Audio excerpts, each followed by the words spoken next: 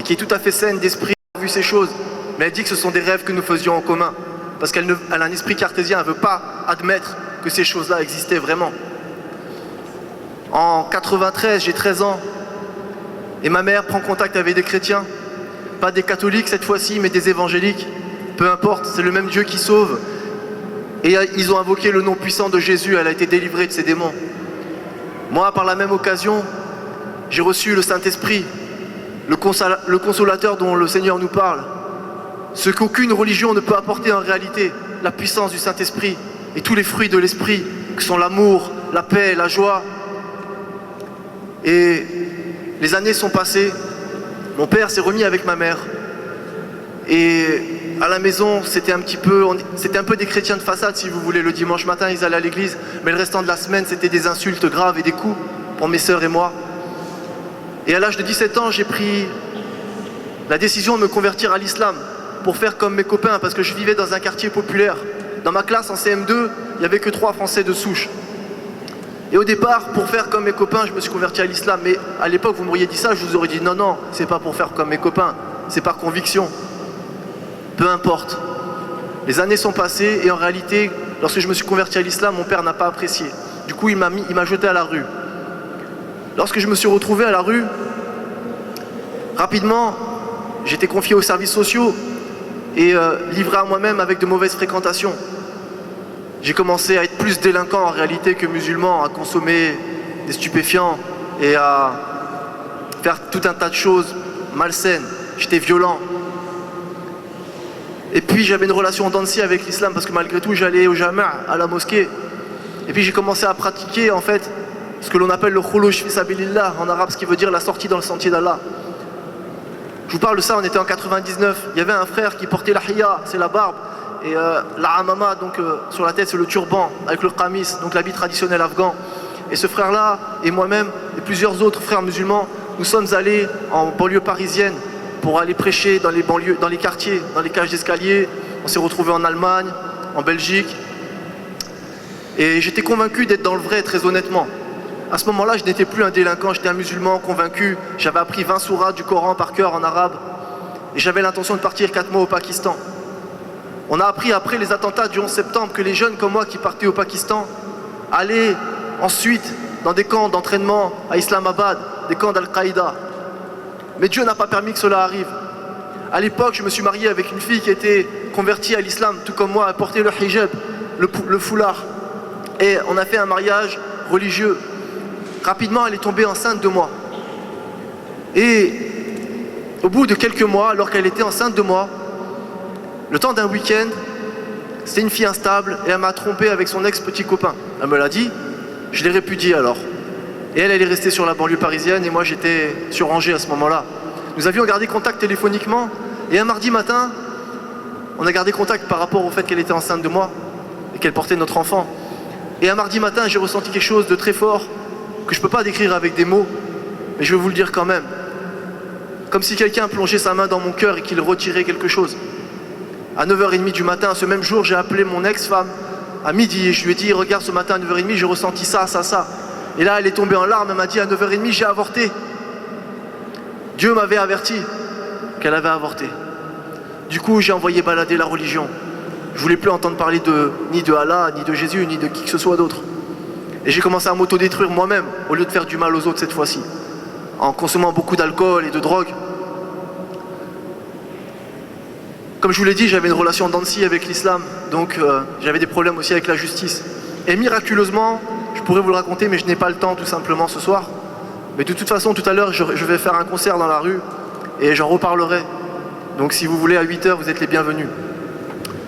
En tout cas, Dieu m'a guidé, parce que suite à ce rejet que j'ai eu de la religion, j'ai quitté, si vous voulez, Angers, et je suis revenu dans le sud de la France.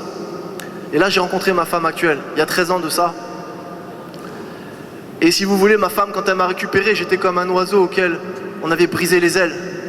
Elle m'a soigné, et tout l'amour qu'elle m'a apporté m'a interpellé, et je me suis dit, mais Seigneur, en fait, tu m'as jamais abandonné. Tu as toujours pourvu à mes besoins. Et là, j'ai commencé à demander à Dieu, mais Seigneur, puisque tu es vivant, puisque tu existes, guide-moi. Et alors là, je me suis dit, pour pas me planter, pour être sûr de parler au Créateur, je disais Créateur des cieux et de la terre, Dieu d'Abraham, d'Isaac et de Jacob, puisque ce sont des prophètes que nous avons en commun, chrétiens et musulmans. Guide-moi, si tu me dis que c'est Allah et Mohammed son messager, la vérité, je suivrai l'islam. Si tu me dis que c'est Jésus, je suis Jésus. Et ma femme était prête à me suivre, quel que soit mon choix. Et là, j'ai commencé à ouvrir le Coran. Et je tombais sur cette sourate qui s'appelle Surat Nour, la sourate de la lumière. Chaque sourate du Coran commence par Bismillahirrahmanirrahim, ce qui veut dire au nom de Dieu, le clément, le miséricordieux. Et au bout de quelques versets, il est écrit le fornicateur, la fornicatrice, fouettez-les chacun de 100 coups de fouet. Et moi, à ce moment-là, je suis un fornicateur parce que j'ai des relations avec ma femme, mais on n'est pas mariés. Et je me dis, Seigneur, c'est contradictoire. Comment peux-tu être miséricordieux et en même temps tu nous donnes des coups de fouet? Et juste après, j'ai pris la Bible et je suis tombé sur ce verset dans Matthieu qui dit gardez-vous des faux prophètes. Ils paraîtront devant vous avec des vêtements de brebis, mais en réalité, ce sont des loups ravisseurs. Et vous les reconnaîtrez à leurs fruits. Je vous le dis avec mes mots, mais le sens des versets, c'est celui-là. Et là, je me suis dit quels ont été les fruits de l'islam pour moi. Et plus j'étudiais l'islam, et plus j'étudiais l'évangile, et plus le Seigneur Jésus m'appelait à lui. Du coup, j'ai recommencé à nouer un lien avec le Seigneur. Et puis, il m'a pris l'idée folle de devenir agent de sécurité. Seulement, mon passé judiciaire m'a rattrapé. Et miraculeusement, j'ai eu une simple composition pénale, alors que j'étais convoqué au tribunal correctionnel. Je me suis retrouvé à faire ce métier. Et puis d'un coup, je me suis dit, je vais passer le concours de gardien de prison. Je veux voir comment ça se passe de l'autre côté des barreaux. Parce que j'ai des amis qui sont allés en prison. Lorsque j'étais gamin, j'accompagnais un copain en semi-liberté parce qu'il avait fait exploser les toilettes de son lycée avec une matière chimique qu'il avait volée à son prof de chimie. Enfin bref. Plein de trucs comme ça, vous savez, je conduisais des voitures volées quand j'étais jeune. Vraiment, le Seigneur a fait grâce sur moi. Et j'ai pu faire gardien de prison, surveillant pénitentiaire dans le ministère de la Justice pendant 7 ans. On a essayé de me tuer en prison. Il m'arrivait un tas de trucs en prison. Mais Dieu a mis sa main sur moi. Au bout de 7 ans de prison, je devais me retrouver, vous savez, en juin 2010, à Draguignan, dans la prison de Draguignan dans laquelle je travaillais à ce moment-là. Il y a eu une vague de 2,50 m de boue qui a rasé la prison. Je devais me retrouver à ce moment-là dans ma voiture parce que c'était l'heure à laquelle je quittais le travail. Mais Dieu n'a pas permis, on a changé mes horaires la veille. Il y a eu plus de 30 morts dans le secteur, mais Dieu m'a gardé. Et aujourd'hui, je suis policier. Alors je rends gloire à Dieu. Alléluia. Merci les amis. Toute la gloire revient à Jésus. Parce que moi je suis un misérable moyen. Toute la gloire revient à Jésus. Il est vivant, il est au milieu de nous maintenant pendant que je suis en train de vous parler. Et son Esprit Saint est puissant, c'est un grand consolateur. Et c'est grâce à cet Esprit Saint-là que je suis chrétien aujourd'hui, un chrétien convaincu. Je voudrais juste terminer en vous disant quelque chose parce que ma vie a été faite de plein de miracles, très honnêtement. Et toute la gloire revient au Seigneur. Mais je voudrais vous dire un truc, normalement j'aurais pas dû être là ce soir. J'ai passé la semaine à l'hôpital. J'ai un petit garçon qui s'appelle Adam, qui a 2 ans et demi. Il y a 3 jours de ça, il ne pouvait plus poser le pied par terre. Il avait de la fièvre et il a commencé à vomir. On l'a ramené à l'hôpital.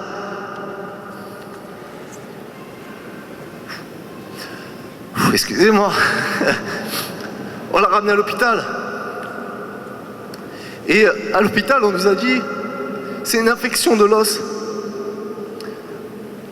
C'était chaud. Et donc du coup, excusez-moi, je vais reprendre mes esprits.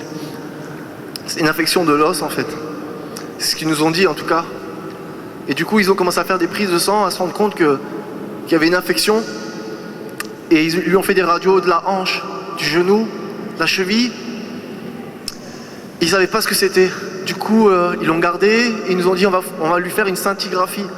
Scintigraphie, pour ceux qui ne connaissent pas, c'est un liquide radioactif pour pouvoir voir, localiser où est-ce qu'il y a le problème.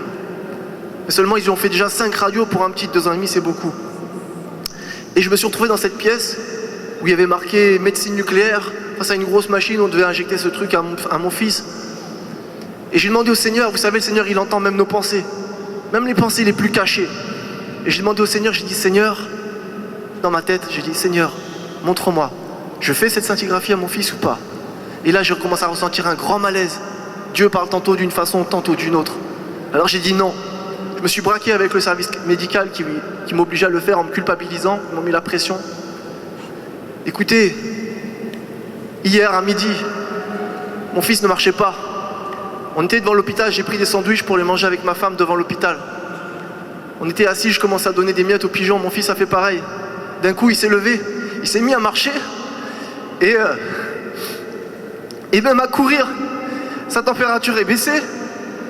On l'a transféré d'hôpital parce que dans l'hôpital où j'étais, il disait que c'était tout simplement impossible, qu'il fallait continuer les soins. On l'a transféré d'hôpital, il s'est retrouvé à Nice, donc de Fréjus à Nice.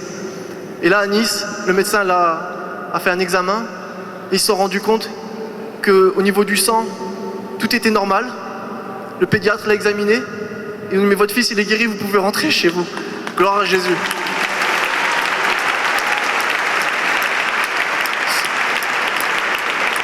Les amis, ce que je veux vous dire, c'est que Ludo, à Carol Dream, il n'est pas mieux que toi ou toi ou toi.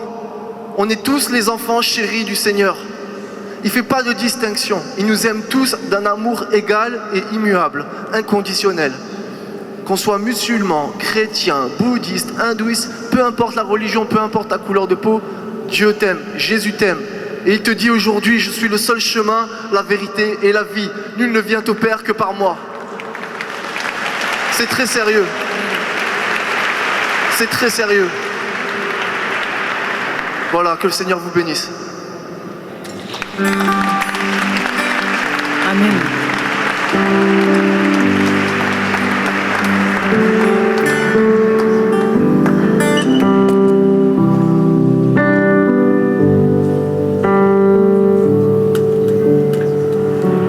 Magnifie le Seigneur, ô mon âme, et bénis son saint nom. N'oublie pas ses bienfaits, ô mon âme, je bénirai son saint nom. Magnifie le Seigneur, ô mon âme, et bénis son saint nom. N'oublie pas ses bienfaits, ô mon âme, je bénirai son saint nom. Nouveau se lève, un nouveau jour s'éveille, un temps béni pour t'adorer, en tout temps, en tout lieu, quoi qu'il advienne. Je veux te louer pour l'éternité. Magnifie le Seigneur, ô mon âme, et bénis son saint nom. N'oublie pas ses bienfaits, ô mon âme, je bénirai son saint nom. Le Seigneur, ô mon âme, et bénis son saint nom. N'oublie pas ses bienfaits, ô mon âme, je bénirai son saint nom. Je bénirai son saint nom. Je bénirai son saint nom.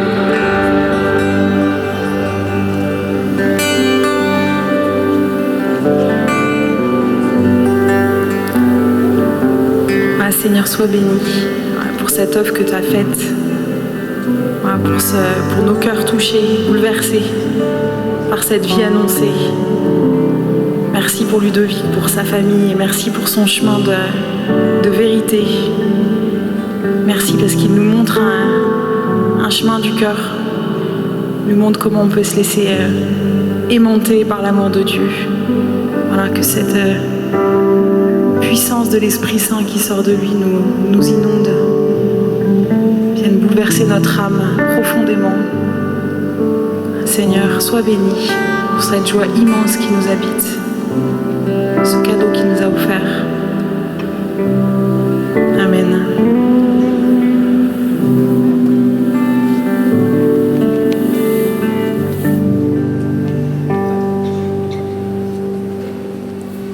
Amen. Merci Ludo pour ce témoignage. On poursuit la soirée avec Sœur Faustine qui vient nous rejoindre depuis le Var aussi, le diocèse du Var en force ce soir.